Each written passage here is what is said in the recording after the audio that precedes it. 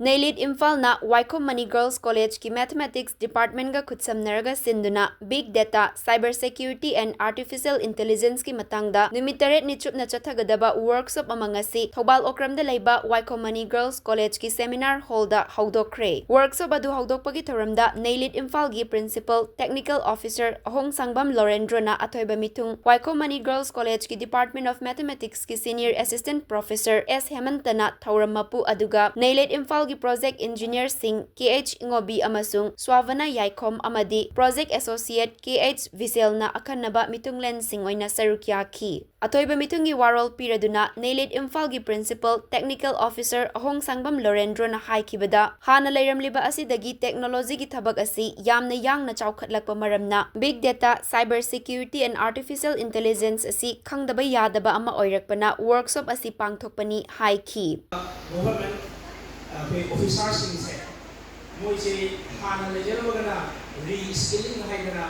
हाना लेरबा नॉलेज है अमत्ता खंददना अदुम लेहनबा अदलिदि मदुगी मथंदा अप स्किलिंग हाइदना हाना लेबिजिनि मथक्ता टेक्नोलॉजी की पेस दे अलिमति ज्ञान अदले सफला अवलिना मसिगी जे खंदनबा यादे हाइदना टारगेट अमा सेट तौरगा अपर सखजरबा प्रोजेक्ट नि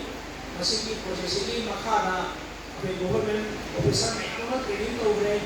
अपने हाई स्कूल की ओजासिंग कॉलेज की ओजासिंग यामन नक्पदा विजिटिंग कॉलेज लेबरिंग कॉलेज हवाल कॉलेज अदो कॉलेज के लिए मुझे कोई वाइकोम मनी की दला से जब ट्रेनिंग सिना अपने मरे रक्षु मनी हाई स्कूल की दले अपने आइडियल हाई स्कूल जो तौरे मशीनिंग का दर्शन मक्के मक्के सिटी ट्रेनिंग से का बिग डाटा एनालिसिस आइना Big Data सिस्टम में बेसिस की का ओ ना है का पे अपने खादो पयादा कोसत में जो होया कि Big Data है जे